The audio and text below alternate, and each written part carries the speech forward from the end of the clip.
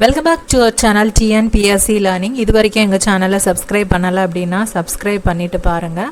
நம்ம இப்போ வந்து PGTRB கம்ப்யூட்டர் இன்ஸ்ட்ரக்டருக்கான சிலபஸ் படி ஒரு டாப்பிக்காக வந்து கவர் பண்ணிகிட்டே வரோம். இது வந்து யூனிட் 2 வந்து இந்த வீடியோவில் நம்ம கவர் பண்ண போகிறோம். யூனிட் 2ல் டேட்டாபேஸ் மேனேஜ்மெண்ட் சிஸ்டம், அதில் டேட்டாபேஸ் சிஸ்டம் கான்செப்ட்ஸ் அண்ட் ஆர்கிடெக்சருங்கிற இந்த டாபிக் தான் வந்துட்டு நம்ம கவர் பண்ண போகலாம்.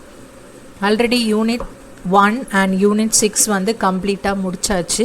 அதுக்கான வீடியோ நம்ம சேனலில் இருக்குது, அந்த பிளேலிஸ்ட் இருக்குது. நீங்கள் ஹோம் டேப் வந்து கிளிக் பண்ணிங்க அப்படின்னா அதில் போயிட்டு நீங்கள் அந்த பிளேலிஸ்ட் ஃபுல்லாக பார்த்துக்கலாம்.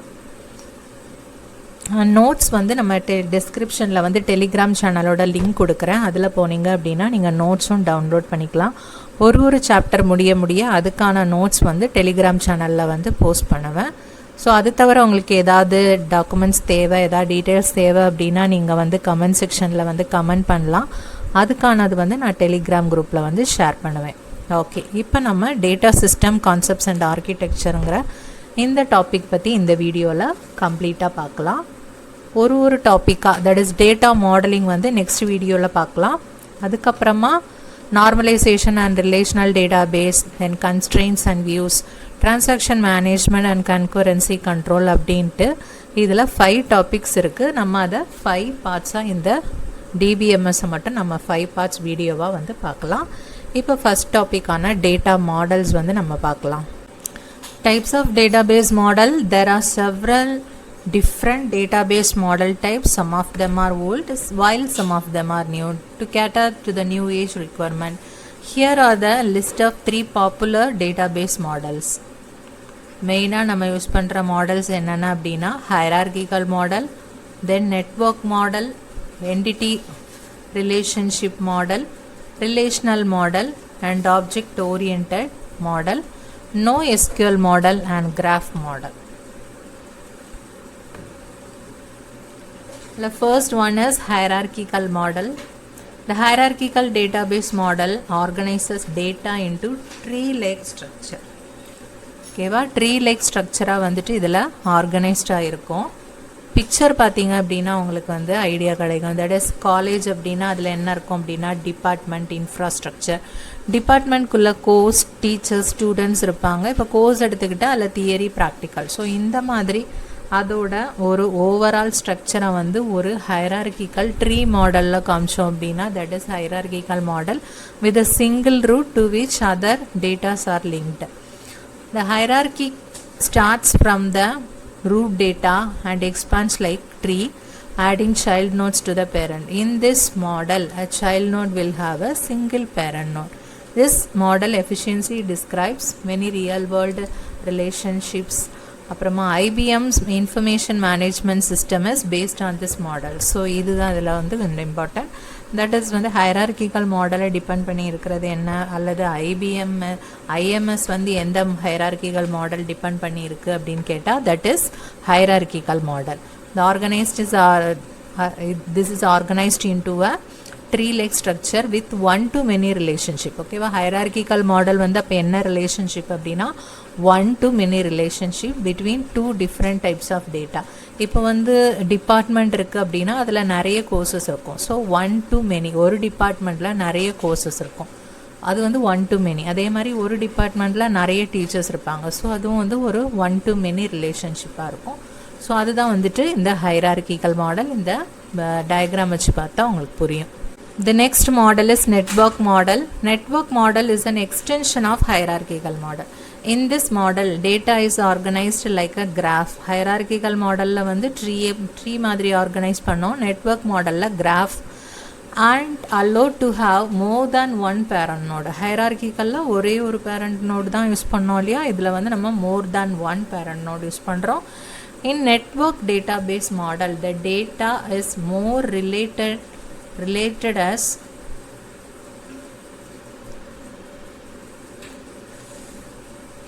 wait a minute, the data is more related as more relationship are established in the database model. In the network database, data is more related as more relations are established in the data.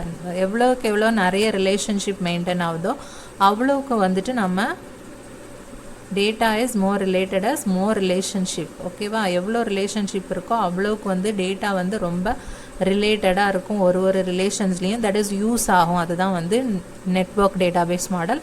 Also as the data is more related, hence the accessing of data is easier and fast. This database model uses many to many data relationship. Hierarchical என்ன பார்த்தோம், one to many அப்படின்னு பார்த்தோம். இதில் வந்து many to many. Okay, integrated data store IDS is based on this data model. அதில் வந்து IMS பார்த்தோம், இதில் வந்து IDS. ஓகே, இதில் வந்து IMS is based on hierarchical model. இதில் பார்த்தீங்க அப்படின்னா IDS is based on hierarchical model. This was the most widely used database model before relational model was introduced. Relational model introduce பண்ணுறதுக்கு முன்னாடி யூஸ் பண்ண model வந்து என்ன அப்படின்னா நெட்வொர்க் மாடல் தான். இந்த implementation of the network model is complex and is very difficult to maintain. So இந்த மாதிரி ரீசன்னால நம்ம ரிலேஷனல் மாடலுக்காக மூவ் பண்ணியிருப்போம். The network model is difficult to modify also. You may want to explore this if you are developing a social networking applications. Although the graph database model is new and is far better than the network database model. So இப்போ இருக்க social networking applicationsலாம் நம்ம network model use பண்ணுறதை விட graph model, if you are developing some social network application, although the graph data model is new and is far better than the network database model. So graph database model தான் வந்துட்டு நியூவாகவும் பெட்டராகவும் இருக்குது comparatively network database model. இதுதான் வந்துட்டு network database model. இதில் பார்த்தீங்க அப்படின்னா ஒன்னொன்றுக்குமே வந்து interlink இருக்குது. அதுதான் வந்துட்டு நெட்வொர்க் அப்படிங்கிறது. Next is entity relationship model. In this database model relationships are created by dividing the objects of interest into their entity and characteristics into attributes. ER model வந்து important இல்லையா, நம்ம வந்து நிறைய பார்த்துருக்கோம். ER மாடல் அப்படிங்கிறப்போ வந்து ஒரு இதில் பாருங்கள், different entities are related using relationship. ER models are defined to represent relationships in pictorial form to make it easier for the different stakeholders to understand. This model is a good to design a database. ஓகேவா, ஒரு டேட்டாபேஸை design பண்ணுறதுக்கு entity relationship model தான் வந்துட்டு ரொம்ப யூஸ்ஃபுல்லாக இருக்கும். which can then be turned into tables and to relational model. First வந்து இந்த மாடல் வந்து அப்புறமா டேபிள்ஸாக நம்ம கன்வெர்ட் பண்ணுவோம், அதுக்கப்புறமா ரிலேஷனல் மாடலாக வந்து கன்வெர்ட் பண்ணுறோம். Let's take an example. if we want to design a school database வச்சுக்கோங்க, then the school will be an entity with attributes name, age, address. ஓகேவா, ஸ்டூடெண்ட் அப்படிங்கிறது ஒரு டேட்டாபேஸ் எடுத்துக்கிட்டோம், ஸ்கூல்னு ஒரு டேட்டாபேஸ் எடுத்துக்கிட்டோன்னா அதோட என்டிட்டி யார் அப்படின்னா ஸ்டூடெண்ட்டாக இருப்பாங்க. அவங்களோட ஆட்ரிபியூட்ஸ் யார் அப்படின்னா நேம், ஏஜ், அட்ரஸ் அது மாதிரி இருக்கும். as an address is generally complex, it can be another entity with attribute street. இப்போ ஒரு அட்ரஸுங்கிறது காம்ப்ளெக்ஸாக இருக்கும். ஓகேவா, அட்ரஸ் அப்படிங்கிறது அதில் நிறைய சப்டிவிஷன் இருந்ததுன்னா அதை தான் வந்துட்டு நம்ம காம்ப்ளெக்ஸ்ன்னு சொல்லுவோம். ஸோ அதில் வந்து நமக்கு என்னென்ன சப்டிவிஷனாக இருக்குமோ ஸ்ட்ரீட் அதை வந்துட்டு அதை தான் வந்துட்டு an address is a complex attribute அப்படின்னு சொல்லுவோம். ஸோ அதில் வந்து ஒரு இன்னும் சப்டிவிஷன் இருந்ததுன்னா அதை வந்து நம்ம காம்ப்ளெக்ஸ் attribute அப்படின்னு சொல்லுவோம். ஓகேவா, there will be a relation between them. So அதுக்கும் அந்த அட்ரஸ்க்கும் வந்து ரிலேஷன்ஸ் வந்து இருக்கும். Relationship can also be of different types. இதை பற்றி ER டயக்ராம் பற்றி தனி வீடியோ வந்து ஆல்ரெடி இருக்குது, நான் அதோட லிங்க்கை வந்து ஷேர் பண்ணுறேன். Relational model. In this model, data is organized in two-dimensional tables. இதான் பாருங்கள், two-dimensional tables-ஆ வந்துட்டு நம்ம ரிலேஷனல் மாடலில் வந்து ஆர்கனைஸ் பண்ணியிருப்போம். அந்த relationship is maintain by storing a common field. So ரெண்டுக்குமே வந்துட்டு நம்ம இதிலேருந்து இதை ஆக்சஸ் பண்ணணும் அப்படின்னா ஸ்டூடெண்ட் ஐடி எடுத்துக்கிட்டோம் அப்படின்னா இதுக்கும் காமனாக வந்து ஸ்டூடெண்ட் ஐடி இருக்குது. ஓகேவா, இந்த டேபிள். ஸோ இந்த டேபிள்லேருந்து நம்ம ஸ்டூடெண்ட்டோட நேம் பற்றி தெரிஞ்சுக்கணும் அப்படின்னா இதில் போனோம் அப்படின்னா ஸ்டூடெண்ட் ஐடி ஆகும், நம்மளோட ஏஜ் வந்து 17 அப்படின்னு தெரிஞ்சிருது. அவனோட மார்க்ஸ் பற்றி தெரிஞ்சுக்கணும் அப்படின்னா இங்கேருந்து நம்ம இதை ரெஃபர் பண்ணோம் அப்படின்னா ஸ்டூடெண்ட் ஐடி 1 அவனோட சப்ஜெக்ட் என்ன, அதுக்கு எவ்வளோ மார்க்ஸ் வாங்கியிருக்கான் அப்படிங்கிறது தெரிஞ்சிருது. இப்போ வந்து ஸ்டூடெண்ட் ஐடியோட 2ஓட மார்க்ஸ் வேணும் அப்படின்னா நம்ம 2வை ரெஃபர் பண்ணோம் அப்படின்னா 2ல் அவனோட சப்ஜெக்ட் ஐடி என்ன, அது என்ன மார்க்ஸ் அப்படிங்கிறது தெரிஞ்சிருது.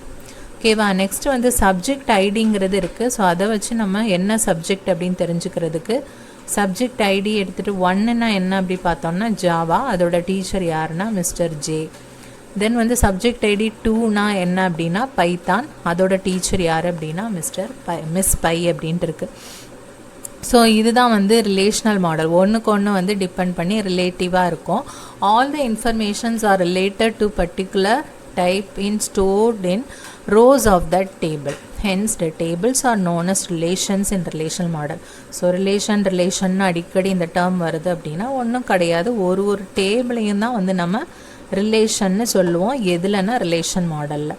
You can design tables, normalize them to reduce data redundancy and use structured query language. Normalization use பண்ணி நம்ம ரெடியூஸ் பண்ணிக்கலாம். ஸோ நார்மலைசேஷனுக்கு தனியாக வீடியோ நம்ம சேனலில் இருக்குது, அந்த வீடியோஸும் வந்து பாருங்கள். 5th one is object-oriented model. In this model, data is stored in the form of objects. The behavior of the object-oriented database is just like OOPS மாதிரி தான், OOPS கான்செப்ட் மாதிரி தான் இதோட பிஹேவியர் இருக்கும். Very popular example of object database management system or ODBMS is MongoDB, which is also NoSQL database. This database model is not mature enough as compared to the relational data model. So relational data model compare பண்ணும்போது it is not better. So இதான் அதோட model.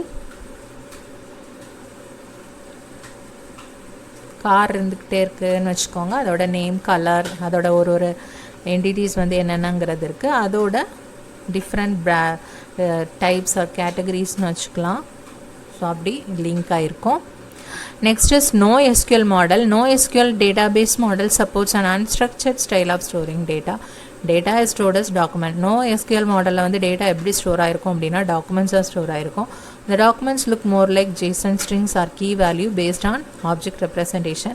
It provides flexible schema. It provides features like indexing, relationship between data, etc. The support for data querying is limited in the NoSQL database model. So data querying வந்து இதில் ரொம்ப லிமிட்டடாக தான் இருக்கும், அதோட support வந்து கம்மியாக தான் இருக்கும். This data model is well suited for big data application, real-time analytics, CMS, that is content management system. இதிலெல்லாம் என்ன யூஸ் பண்ணுவோம் அப்படின்னா NoSQL மாடல் வந்து யூஸ் பண்ணுவோம். ஸோ இதோட ஸ்பெஷல் ஃபீச்சர்ஸ் என்ன அப்படின்னு பார்த்துக்கலாம். இதில் வந்து டாக்குமெண்ட்ஸாக தான் வந்து டேட்டா ஸ்டோர் பண்ணுவோம். அந்த டாக்குமெண்ட்ஸ் வந்து எந்த மாதிரி இருக்கும்னா JSON strings or key value based object ரெப்ரசன்டேஷனாக இருக்கும். ஸோ இதுதான் அதோட representation. Graph model. The graph-based data model is based on more real-world-like relationship. இதில் வந்து datas are represented using nodes or entities. Nodes are related using edges. ஒரு நோட்ஸையும் நம்ம edges use பண்ணி relate பண்ணியிருப்போம். The most popular database is Neo4j, which is based on the graph database model.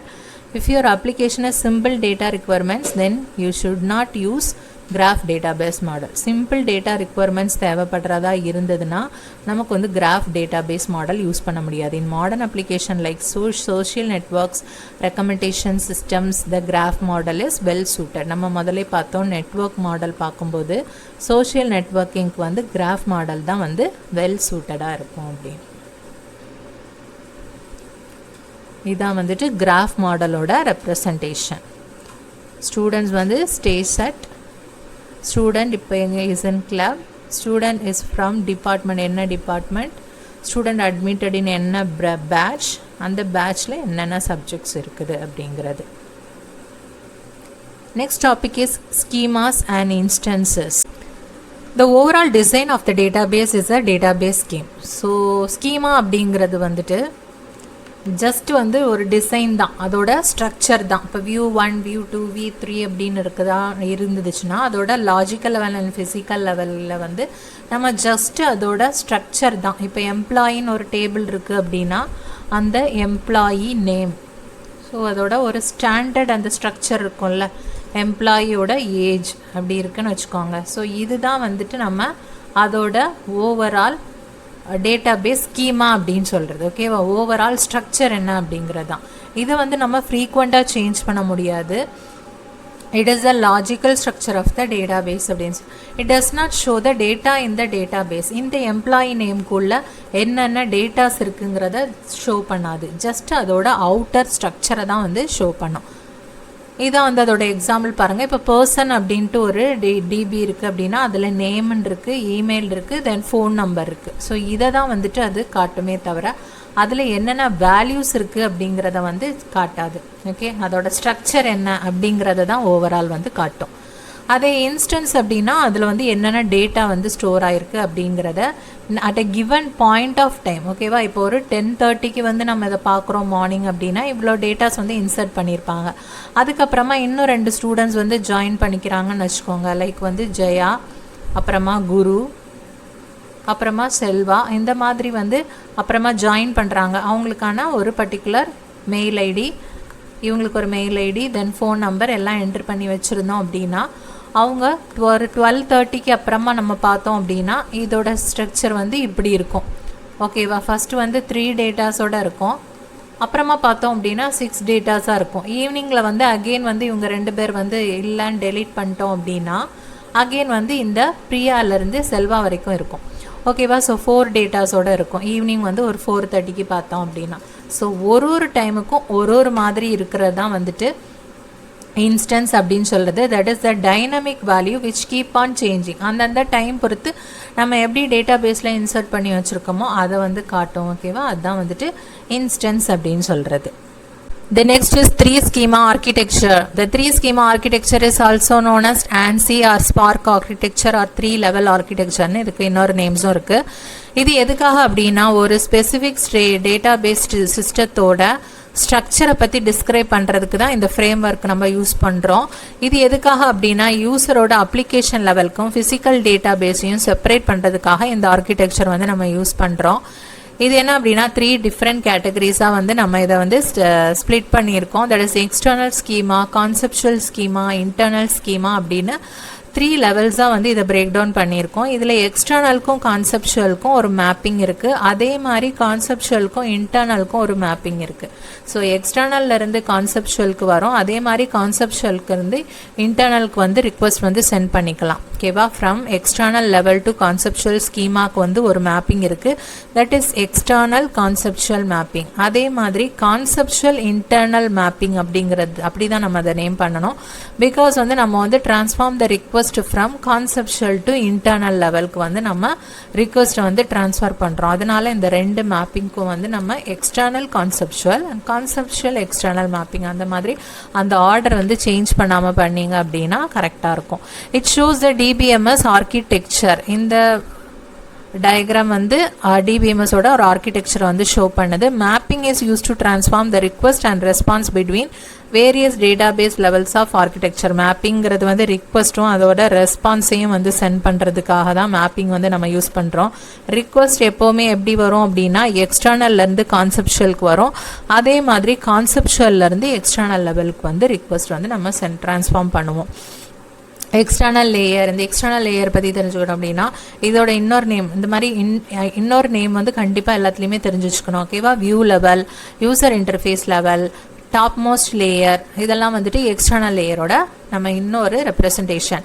It represents the part of the database system that interacts directly with end user. So external layer அப்படின்னா எக்ஸ்டர்னல்னாலே நமக்கு வந்து end user, அதோட application, external systems அதெல்லாம் வந்துட்டு represent பண்ணுது. அதோட டைரெக்டாக வந்து இன்ட்ராக்ட் பண்ணுறதுக்காக தான் நம்ம வந்துட்டு இந்த எக்ஸ்டர்னல் லேயரை வந்து யூஸ் பண்ணுறோம். External layer consist of external schemas. அதுக்குன்னு ஒரு டிசைன் இருக்குது. ஸ்கீமா அப்படின்னா ஒரு டிசைன் ஞாபகம் வச்சுக்கோங்க.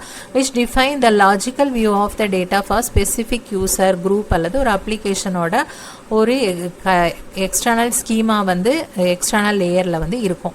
External schema presents a tailored view of the database, hiding irrelevant details. தேவையில்லாத டீடைல்ஸ் வந்து ஹைட் பண்ணிடும். ஜஸ்ட் வந்து அது வந்து என்னென்ன டேட்டாஸ் வந்து யூசருக்கு வந்து ஆக்சஸ் பண்ணுறது அண்ட் மேனிப்புலேட் பண்ணலாம் அப்படிங்கிற இன்ஃபர்மேஷன் மட்டும்தான் அதில் இருக்கும். Then external schemas are defined using high level data models and query languages that are suitable for needs and preference for individual user groups. High level அப்படின்னா human அண்டர்ஸ்டாண்டபிளாக இருக்கும் இல்லையா, அது வந்து யூசர் லெவலில் இருக்கிறதுனால அப்ளிகேஷன்ஸ் லெவலில் இருக்கிறதுனால எக்ஸ்டர்னல் ஸ்கீமா அப்படிங்கிறது ஒரு ஹை லெவல் டேட்டா மாடல் தான் வந்து யூஸ் பண்ணி அதை டிஃபைன் பண்ணுற மாதிரி இருக்கும். Next is conceptual layer, that is logical level. The conceptual layer is also known as logical level or conceptual schema and is the intermediate layer. அது வந்து topmost layer, இது வந்து intermediate layer of the architecture. It represents the logical structure and organization of the entire database system. ஒரு entire database systemத்தோட logical structureையும் organizationையும் தான் இது represent பண்ணுது. Independent of any specific implementation details or physical storage consideration பற்றி எதுவுமே இதில் இருக்காது.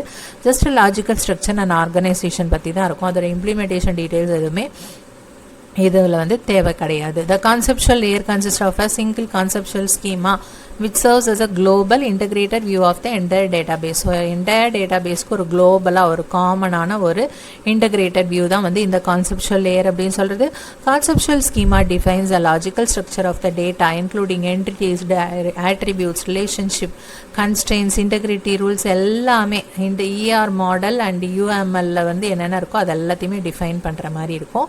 ER model அப்படிங்கிறது வந்து நமக்கு நெக்ஸ்ட் டாப்பிக்கில் வந்து ஃபுல் டீட்டெயிலாக வருது. பட் அதை பற்றின வீடியோ வந்து ஆல்ரெடி நம்ம சேனலில் இருக்கிறதுனால அந்த வீடியோவே வந்து நம்ம ER மாடல் எங்கெங்கே வருதோ அதுக்கு நீங்கள் யூஸ் பண்ணி பார்த்துக்கலாம்.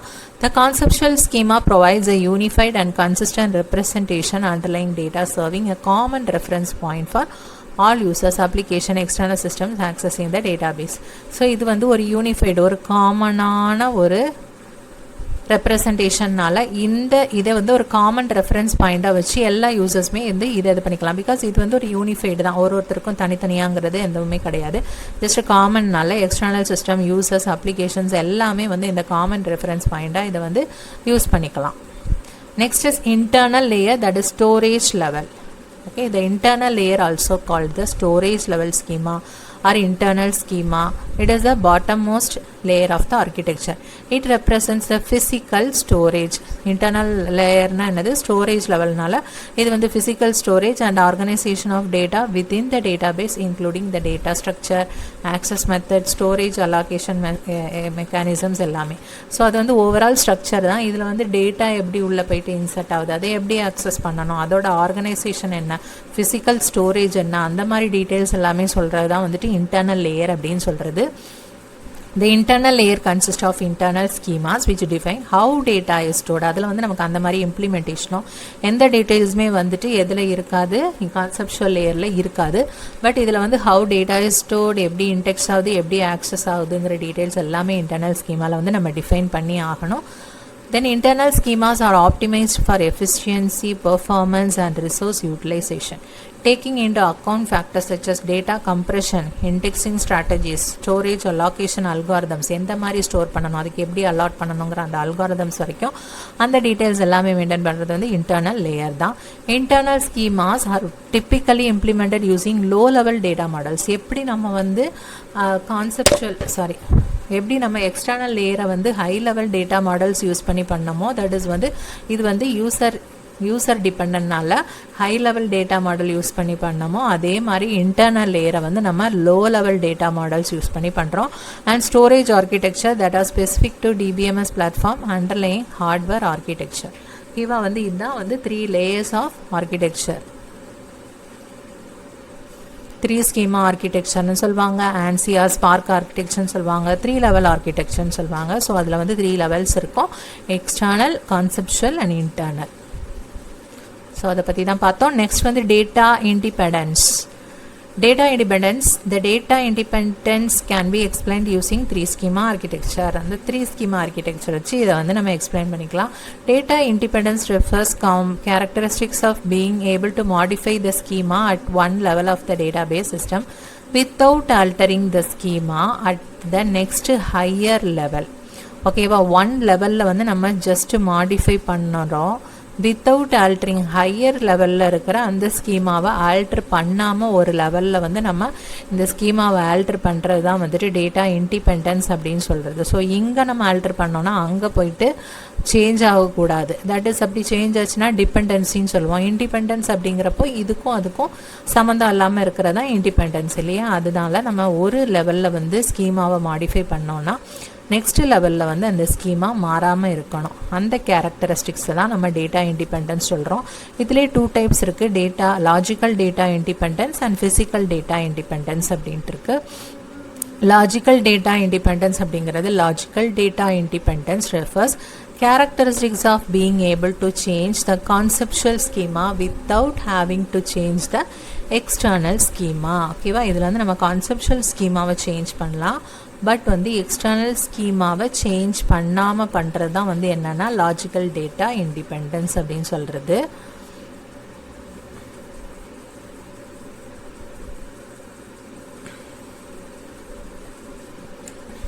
Logical data independence is used to separate the external level from the conceptual view. Conceptual viewல இருந்து நம்ம external levelல வந்து separate பண்ணுறதுக்காக லாஜிக்கல் டேட்டா இண்டிபெண்டன்ஸ் வந்து நம்ம யூஸ் பண்ணுறோம். If we do any changes in the conceptual view of the data, then the user view of the data would not be affected. ஓகேவா, இதில் ஏதாச்சும் நம்ம சேஞ்ச் பண்ணோன்னா யூசர் வியூவில் வந்து அஃபெக்ட் ஆகாது. The logical data independence occurs in the user interface level. So logical data independence வந்து எங்கே அக்வர் ஆகும் அப்படின்னா யூசர் இன்டர்ஃபேஸ் லெவலில் தான் அக்வர் ஆகும். You may have to modify the conceptual schema to expand the database. நமக்கு வந்து conceptual ஸ்கீமாவை வந்து சேஞ்ச் பண்ண வேண்டிய நீட் இருக்கும், மாடிஃபை பண்ணலாம். பிகாஸ் வந்து நம்ம எக்ஸ்பேண்ட் பண்ணி ஆகணும். லைக் வந்து இப்போ ஒரு எக்ஸ்ட்ரா என்டிட்டிஸோ ஒரு ஆட்ரிபியூட்ஸோ நம்ம ஆட் பண்ணணும் அல்லது டெலீட் பண்ணணும் அப்படின்னா existing schemas, but the existing schemas are not changed. Already இருக்கிறத சேஞ்ச் பண்ணாமல் எப்படி வந்து நம்ம அதை வந்து எக்ஸ்பேண்ட் பண்ணுறது அப்படிங்கிறத எப்படி அச்சீவ் பண்ணுவோம் அப்படின்னா இந்த கான்செப்சுவல் ஸ்கீமா யூஸ் பண்ணி, லாஜிக்கல் டேட்டா இண்டிபெண்டன்ஸ் யூஸ் பண்ணி. எக்ஸ்டர்னல் லெவல் அது வந்து கான்செப்சுவல் லெவல். எக்ஸ்டர்னல் லெவலில் பார்த்தீங்க அப்படின்னா நேம் இருக்கும், ஐடி இருக்குது, எம்ப்ளாயி நேம் இருக்குது. ஸோ இதில் வந்து select name ID from employee அப்படின்னா name ID from before adding new field in the employee table.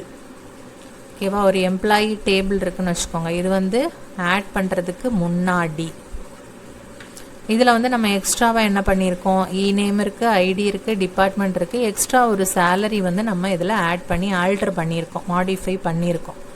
But user external லெவலுக்கு வந்து அது தெரியாது. அவங்க just name ID from employee அப்படின்னு கேட்டாங்கன்னா நமக்கு வந்து ஜஸ்ட்டு அது இதிலேருந்து எடுத்து கொடுத்துரும். நமக்கு நேமோ ஐடி அண்ட் நேமும் ஐடியும் வந்து எம்ப்ளாயிலேருந்து எடுத்து கொடுத்துரும் நமக்கு. ஓகேவா, இதுதான். ஸோ உள்ளே என்ன நடக்குது அப்படிங்கிறது இந்த எக்ஸ்டர்னல் லெவலுக்கு தெரியாது. ஜஸ்ட்டு வந்து உள்ள மேப்பிங் யூஸ் பண்ணி அது வந்து பர்டிகுலர் டேட்டாஸை வந்து கெட் பண்ணி கொடுத்துரும். இதில் வந்து என்ன சேஞ்ச் ஆகுதுங்கிறது அதுக்கு தெரியாது. It is clear that the new field such as salary is inserted into employee table at the conceptual view. It will not affect the external view in which user is selecting name and ID field from the table. அவங்க வந்து just நேமும் ஐடியும் வந்து select பண்ணுறாங்க external வியூவாக. அதில் வந்துட்டு இப்படி change ஆகிருக்குங்கிறது அவங்களுக்கு தெரியாது. அவங்களுக்கு தேவையான நேமும் ஐடியும் வந்து ஒரு டேபிளாக வந்து அவங்களுக்கு வியூ ஆகிடும். ஸோ உள்ள changes will be observed through mapping between external and conceptual view. So இந்த mapping யூஸ் பண்ணி தான் வந்துட்டு நம்ம இந்த வியூ mapping யூஸ் பண்ணி நம்ம changes வந்து தெரியாமல் பார்த்துக்கிறோம். Application programs that reference the external views must be continue to work even after the conceptual schema undergoes a change. So அந்த கான்செப்சுவல் ஸ்கீமா நம்ம வந்து சேஞ்ச் பண்ணாலும் அவங்களுக்கு தெரியாமல் இருக்கிற மாதிரி இருக்கிறதுக்கு இந்த மேப்பிங் மூலம் நம்ம அச்சீவ் பண்ணிக்கிறோம். In DBMS that supports logical independence, only the view definitions and mapping need to be changed. View definition-ஓ அதோட மேப்பிங்கையும் நம்ம சேஞ்ச் பண்ணுற மாதிரி இருக்கும் இந்த லாஜிக்கல் இண்டிபெண்டன்ஸை நம்ம அச்சீவ் பண்ணுறதுக்கு. If we make changes to the constraints at the conceptual level, then also these changes will not affect the external view or the application program. ஏதாச்சும் constrains வந்து நம்ம சேஞ்ச் பண்ணாலும் அது வந்து அப்ளிகேஷன் ப்ரோக்ராம்ஸை வந்து அஃபெக்ட் பண்ணாது. However, not all changes in the conceptual view can be observed by the adjustment of the mapping. எல்லாமே இந்த மேப்பிங் யூஸ் பண்ணி தான் நம்ம அட்ஜஸ்ட் பண்ணிக்கிறோம். Some changes such as deletion of conceptual view field may require changes in the external view and application programs using external view. So சில changes இப்போ delete பண்ணுறோம் அப்படின்னா லைக் e-name அப்படின்னா that requires changes in the external view. delete பண்ணும்போது அது வந்து external viewல வந்து சில சேஞ்சஸ் வந்து நம்ம எக்ஸ்டர்னல் வியூவும் அப்ளிகேஷன் ப்ரோக்ராம்ஸ்லேயும் வந்து எக்ஸ்டர்னல் வியூங்கிறத யூஸ் பண்ணி நம்ம சில சேஞ்சஸ் வந்து பண்ணி ஆக வேண்டி இருக்கும். The next is physical data independence. Physical data independence enables providing a logical description or overview of the database, not necessarily required to specify the details of the logical structure of the database. Logical structure பற்றி specify பண்ண வேண்டிய NEET இந்த இடத்துல கிடையாது. As per physical data independence, any changes made in the internal levels are not supposed to change the definition of the conceptual level. இதுக்கு முன்னாடி நம்ம பார்த்த லாஜிக்கலில் வந்து எப்படி அப்படின்னா கான்செப்சுவலில் வந்து ஏதாச்சும் ஒரு சேஞ்ச் நடந்தது அப்படின்னா அதுக்காக நம்ம வந்து எக்ஸ்டர்னலை வந்து சேஞ்ச் பண்ண நீடு கிடையாது. இதில் என்னன்னு பார்த்தீங்க அப்படின்னா தட் இஸ் வந்து இதில் பாருங்கள் any changes made in the internal லெவலில் ஏதாச்சும் சேஞ்சஸ் பண்ணோம் அப்படின்னா நம்ம வந்து கான்செப்ஷுவல் லெவலை வந்து சேஞ்ச் பண்ணணுங்கிற நீடு கிடையாது அப்படிங்கிறது தான். ஸோ லாஜிக்கல் டேட்டா இண்டிபெண்டன்ஸ் அப்படிங்கிறது எக்ஸ்டர்னலுக்கும் கான்செப்ஷுவலுக்கும் இடையில உள்ளது. இது ஃபிசிக்கல் டேட்டா இண்டிபெண்டன்ஸ் அப்படிங்கிறது கான்செப்ஷுவலுக்கும் இன்டர்னலுக்கும் இடையில உள்ளது. ஸோ இன்டர்னல்ங்கிறது ஃபிசிக்கல், கான்செப்ஷுவல்ங்கிறது லாஜிக்கல். ஓகே, இந்த டேட்டா இண்டிபெண்டன்ஸ் வந்து இதுக்கு இடையில ஃபிசிக்கல் டேட்டா இண்டிபெண்டன்ஸ் வந்து logical that are conceptual and இன்டர்னலுக்கு இடையில இருக்கிறது தான். Next is database languages. Database languages பற்றி டீட்டெயிலான ஒரு வீடியோ வந்து ஆல்ரெடி வந்து இருக்குது. ஓகேவா, எஸ்கியூஎல் ஸ்டேட்மெண்ட்ஸ் அப்படிங்கிறது. ஸோ அதோட அந்த லிங்க்கும் வந்து நான் டிஸ்கிரிப்ஷனில் கொடுக்குறேன், அதை பார்த்துக்கோங்க. DBMS லாங்குவேஜில் வந்து DDL, DCL, DML, TCL அப்படின்னு 4 டைப்ஸ் இருக்குது. DDL அப்படிங்கிறது டேட்டா டெஃபினிஷன் லாங்குவேஜ். அதாவது ஒரு டேபிள் இருக்கும் அப்படின்னா அதோட டெஃபினிஷன் அதை க்ரியேட் பண்ணுறதுக்கு, அதோட ஸ்ட்ரக்சரை ஆல்ட்ரு பண்ணுறதுக்கு, ஏதாச்சும் ஒரு ஃபீல்டை டெலீட் பண்ணுறது ஆர் ரிமூவ் எல்லாத்தையும் வந்து ரிமூவ் பண்ணுறது தான் வந்து ட்ரங்கேட். ட்ராப் அப்படிங்கிறது ஒரு பர்டிகுலர் ஆப்ஜெக்டை மட்டும் டெலீட் பண்ணுறதுக்கு, ரீநேம் பண்ணுறது, தென் கமெண்ட், இது எல்லாமே வந்துட்டு DDL, தட் இஸ் வந்து டேட்டா டெஃபினிஷன் லாங்குவேஜ் அப்படிங்கிறது. டேட்டா மேனிப்புலேஷன் அப்படின்னா ஒரு டேபிள் இருக்குது அப்படின்னா அந்த டேபிளில் வந்து ஃபஸ்ட் அதோட ஓவரால் ஸ்ட்ரக்சரில் நேம் இருக்கும், தென் அவங்களோட ஏஜ் இருக்கும், தென் இமெயில், ஃபோன் நம்பர், அது மாதிரி நம்ம ஒரு எக்ஸாம்பிளுக்கு வச்சுருந்தோம் இல்லையா, அட்ரஸ் இருக்குதுன்னு வச்சுக்கோங்க. ஸோ இதில் வந்து நம்ம எக்ஸ்ட்ராவாக வந்துட்டு இன்னும் அவங்களோட குவாலிஃபிகேஷன் அதை மாதிரி ஆட் பண்ணுறோம் அப்படின்னா அந்த மாதிரிலாம் பண்ணுறது வந்து DDL, that is data definition language. இந்த மெயின் அந்த ஸ்ட்ரக்சரையே நம்ம சேஞ்ச் பண்ணுறது. DML அப்படிங்கிறது இதில் வந்து ஒரு வேல்யூ வந்து நம்ம எண்ணுக்கு வந்து லைக் வந்து அணு, இன்னொருத்தங்க பேர் வந்து ஏதாவது ஒரு சியாம் அப்படின்னு வச்சுக்கோங்க, சாம். ஸோ இந்த மாதிரி வந்து நம்ம டேட்டாவை வந்து இன்சர்ட் பண்ணவோ அதை அப்டேட் பண்ணவோ, அவங்களோட ஏஜ் வந்து இப்போ 30 அப்படின்னு கொடுத்துட்டோம், இல்லை அவங்களோட ஏஜ் வந்து இப்போ 35 ஆயிடுச்சு அப்படின்னா 35ன்னு அப்டேட் பண்ணணும். அந்த மாதிரினா அப்டேட் பண்ணுறது, டெலீட் பண்ணுறது, மெர்ஜ் பண்ணுறது, தென் கால், இந்த மாதிரி அந்த பர்டிகுலர் டேட்டாஸில் வந்து நம்ம பண்ணுறோம் அப்படின்னா மேனிப்புலேட்டிங் டேட்டா. ஓகேவா, டேட்டாவை பண்ணுறது தான் டேட்டா மேனிப்புலேஷன் லாங்குவேஜ் அப்படிங்கிறது. தென் டேட்டா கண்ட்ரோல் லாங்குவேஜ் அப்படிங்கிறது it is used to retrieve the stored or saved data. It has rollback parameters. இப்போ வந்து ஒரு grant, it is use to give access privilege to database. யூசஸ்க்கு ஒரு ஆக்சஸ் ப்ரிவிலேஜ் கொடுக்கறது. ரிவோக்னா கொடுத்த அந்த பெர்மிஷனை வந்து திருப்பி ரிவோக் பண்ணிக்கிடுது. So connect, insert, usage, execute, delete, update, select, இதெல்லாம் வந்துட்டு டேட்டா கண்ட்ரோல் லாங்குவேஜ் அப்படின்னு சொல்கிறோம். Transaction control language, that is TCL. TCL is used to run the changes made by DML statement. DML statementல நடக்கிற சேஞ்சஸை வந்து ரன் பண்ணுறதுக்கு use பண்ணுறது தான் TCL. TCL can be grouped into logical transactions. Here are some tasks that comes at a TCL. வந்து like வந்து commit, rollback, இதெல்லாம் இருக்குல்ல. Suppose DMLல வந்து நம்ம சில டேட்டாஸ் வந்து இன்சர்ட் பண்ணுவோம் ஆர் டெலீட் பண்ணுவோம் அப்படின்னா அதை சேவ் பண்ணுறதுக்காக நம்ம யூஸ் பண்ணுறது தான் கமிட். சப்போஸ் வந்து தப்பான ஒரு இது நடந்துருச்சு அப்படின்னா ஜஸ்ட் ரீஸ்டோர் பண்ணுறதுக்காக நம்ம ரோல் பேக் யூஸ் பண்ணுவோம். இதுதான் வந்து TCL, that is transaction control language அப்படிங்கிறது. Next is interfaces. A software program known as database management system is used to manage, compile, store and store data in systematic mannerல தான் எல்லாமே இருக்கிறோம். Manage பண்ணுறது, compile and store பண்ணுறது எல்லாமே. The user and the databases are connected through DBMS interfaces. டைரெக்டாக போயிட்டு நம்ம போயிட்டு DBMS டேட்டாபேஸை வந்து ஆக்சஸ் பண்ண முடியுமா? முடியாது. அதுக்குன்னு ஒரு சில இன்டர்ஃபேஸஸ் இருக்குது. They give users an easy to use interface so they may access and change the data that is stored in the database. நம்ம ஆக்சஸ் பண்ணவோ சேஞ்ச் பண்ணுறதுக்கோ இந்த இன்டர்ஃபேஸ் நம்ம யூஸ் பண்ணி தான் பண்ண முடியும். அதில் என்னென்ன இன்டர்ஃபேஸஸ் இருக்குது அப்படிங்கிறத நம்ம ஒன் பை ஒன்னாக பார்க்கலாம். Command line interface. The earliest and the most fundamental form of DBMS interface is command line interface. Through the use of a command prompt, user may communicate with the database inputting commands. இதில் வந்து நம்ம command prompt use பண்ணி தான் இதை use பண்ணுற மாதிரி இருக்கும். Users can only access and modify the database using the particular commands and syntax. Today programmers and database administrators are the main users of the CLI, that is command line இன்டர்ஃபேஸை வந்து இப்போ யார் use பண்ணுறாங்க அப்படின்னா programmers as well as database DB admin இருக்காங்கல்ல, அவங்களும் தான் main யூஸாக யூஸ் பண்ணிகிட்டு இருக்காங்க. Next is graphical user interface. The most prevalent kind of DBMS interface used nowadays is graphical user interface.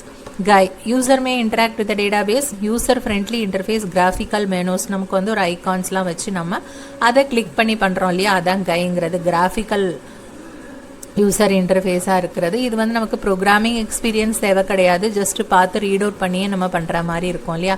File new அப்படின்னு நம்ம பார்த்தோம் அப்படின்னா ஓகே நியூவாக வந்து ஒன்று க்ரியேட் பண்ண சொல்லுது அப்படின்னு ஈஸியாக அதை பார்த்தே பண்ணுற மாதிரி இருக்கும்.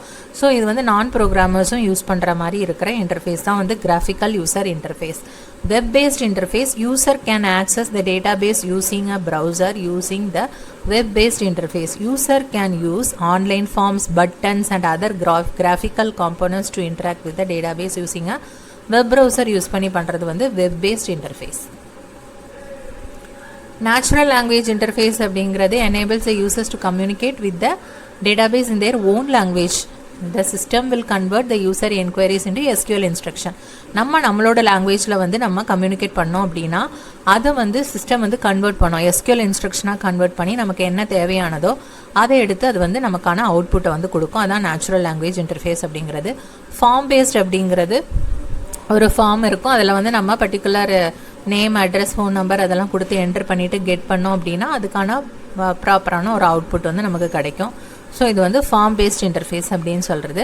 Next is menu based interface அப்படின்னா user have access to number of predefined menus and choices இருக்கும். அதிலிருந்து நம்ம செலக்ட் பண்ணி எடுத்துக்கிற மாதிரி இருக்கும். லிஸ்ட் ஆஃப் மெனுஸ் வந்து அதில் வந்து நமக்கு லிஸ்ட் ஆஃப் மெனுஸ் வந்து டிஸ்பிளே ஆகும். அதிலிருந்து நம்ம சூஸ் பண்ணவோ தட் இஸ் வந்து டேட்டாவை ஆட் பண்ணவோ ரிமூவ் பண்ணவோ அந்த மாதிரி பண்ணிக்கலாம். இது வந்து மெனு பேஸ்ட் இன்டர்ஃபேஸ். அதாவது majority of the specialized application and embedded சிஸ்டம்ஸ்லாம் வந்து எதை யூஸ் பண்ணுது அப்படின்னா மெனு பேஸ்ட் இன்டர்ஃபேஸஸ் தான் வந்து யூஸ் பண்ணுறாங்க. The next and the last topic வந்து centralized and client server architectures for DBMS. Centralized architecture அப்படிங்கிறது இதில் வந்து என்ன அப்படின்னா ஒரு சிங்கிள் சர்வர் இருக்கும். ஓகேவா, எல்லா டேட்டாஸுமே வந்துட்டு ஸ்டோர்டான சிங்கிள் சர்வர். ஒரு சிங்கிள் சர்வரில் வந்து எல்லாத்தையுமே நம்ம ஸ்டோர் பண்ணி வச்சுருப்போம். ஸோ இதிலிருந்து நம்ம டேட்டா வந்து ஆக்சஸ் பண்ணவோ மேனிப்புலேட் பண்ணிக்கவோ பண்ணிப்பாங்க ஆல் கிளையன்ட்ஸ். ஓகேவா, this type of architecture is also known as monolithic ஆர்கிடெக்சர்னு சொல்லுவாங்க. மோனோலித்திக் ஆர்கிடெக்சர்னா இன்னொரு நேம் என்ன, சென்ட்ரலைஸ்ட் ஆர்கிடெக்சர்னு. That is one of the main advantage of a centralized architecture is என்னென்னா சிம்பிளிசிட்டி. ஏன்னா ஒரே ஒரு சர்வர் வந்து போதும் and all clients use the same data. அந்த டேட்டாவை வந்து எல்லா கிளையன்ட்ஸுமே யூஸ் பண்ணிப்பாங்க. ஆனால் சில ட்ராபேக் இருக்குது. என்ன அப்படின்னா the main downside is that because of all data is stored on a single server, the server can become bottleneck as the number of clients or the number of data increases. ஒரே நேரத்தில் எல்லா கிளையண்ட்ஸும் போய் access பண்ணும்போது அந்த இடத்துல என்ன ஆகும், ஒரு நெருக்கடியான ஒரு இது வரும். தட் இஸ் வந்து நிறைய டேட்டா இருக்கும், பட் எல்லாம் போய் அதே இடத்துல முட்டிக்கிட்டு இருக்கிறது தான் வந்துட்டு என்னென்னா பாட்டில் நெக் அப்படின்னு சொல்லுவோம். ஓகேவா, ஒருத்தங்க ஃப்ரீயாக போயிட்டு எடுக்கிற மாதிரி இல்லாமல் எல்லாரும் அந்த நேரம் போய் ஆக்சஸ் பண்ணும்போது அந்த இஷ்யூஸ் வரது தான் வந்து பாட்டில் நெக் அப்படின்னு சொல்கிறது. So if the server goes down for any reason, ஏதாவது ஒரு ரீசன்னால அந்த சர்வர் டவுன் ஆயிடுச்சுன்னா எல்லா கிளையண்ட்டுக்குள்ள டேட்டாஸுமே வந்து ஒரேடியாக அதில் லூஸ் ஆகிறதுக்கான சான்சஸ் இருக்குது. And example of DBMS that uses centralised architecture என்னென்னா பார்த்தீங்க அப்படின்னா SQLite and open source, அப்புறம் self contained reliability embedded full featured public domain SQL database engine. SQLite's architecture is based on client server model, but the entire database is contained within a single file. ஓகேவா, இதுதான் வந்து SQLite தான் வந்துட்டு ஒரு மெயினான ஒரு example for centralised architecture. இது வந்து கிளையண்ட் சர்வர் மாடல் பேஸ் பண்ணி இருக்கிறது. அதே client server architecture அப்படின்னா a client server architecture for DBMS is one in which the data is stored on a central server. ஒரு central serverல வந்து டேட்டா வந்து store ஆகிருக்கும். அதே மாதிரி தான், but the clients connect to that server in order to access and manipulate the data. This type of architecture is more complex than the centralized architecture. இதில் வந்து ஒரு சென்ட்ரல் சர்வர் அப்படின்ட்டு இருக்கும், but clients connect to that server in order to access and manipulate the. இதில் வந்து நம்ம கிளையண்ட்டை வந்து அந்த சர்வர் கூட கனெக்ட் ஆகிருக்கும். But it offers several advantages over the latter. அதாவது சென்ட்ரலைஸ்டை விட கிளையண்ட் சர்வர் ஆர்கிடெக்சரில் நிறைய அட்வான்டேஜஸ் இருக்குது. One of the main advantage என்ன அப்படின்னா client server architecture is more scalable. That is வந்து அப்டேட் பண்ணிகிட்டே இருக்கலாம், அதோட சைஸை இம்ப்ரூவ் பண்ணலாம். அதான் வந்து எக்ஸ்பாண்டபிள் தான் வந்து ஸ்கேலபிள் அப்படிங்கிறது. Than a centralized architecture. As the number of clients or the number of data increases, the server can be upgraded. Okay, scalableங்கிறது upgraded or additional servers can be added to handle the load. ஓகேவா, இதுதான் இதில் வந்து central சர்வருங்கிறது அதில் single சர்வராக இருக்கும். இதில் அப்படி கிடையாது, additional servers கூட வந்து நம்ம தேவைக்கேற்ற மாதிரி லோடுக்கு ஏற்ற மாதிரி ஆட் பண்ணிக்கிறோம். This allows the system to continue functioning smoothly even as it grows in size. எவ்வளோ கிளையண்ட்ஸ் வந்து இன்க்ரீஸ் ஆனாலோ டேட்டாஸ் இன்க்ரீஸ் ஆனாலோ சிஸ்டம் வந்து ஸ்மூத்தாக ரன் ஆகும். அனதர் அட்வான்டேஜ் என்ன அப்படின்னா more fault tolerant than a centralized architecture. If a single server goes down, other servers can take over its responsibilities. ஓகேவா, ஒரே சர்வரை வந்து டிபெண்ட் பண்ணி இருக்காதனால மற்ற சர்வர் வந்து அதை டேக் ஓவர் பண்ணிக்கும். Clients can still access the data. This makes the system less likely to experience downtime. வந்து இதில் வரதுக்கான வாய்ப்பு இல்லை. An example of a DBMS that uses client server architecture is MySQL, an open source relational database management system. MySQL uses a multi-threaded architecture where multiple clients can connect to the server and make requests simultaneously.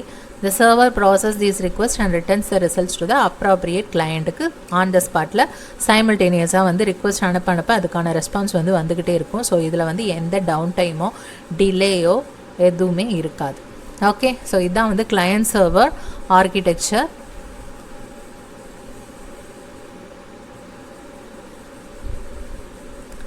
Then 2-tier client server architecture. இதில் வந்து client server architectureலேயே வந்துட்டு 2 types இருக்குது.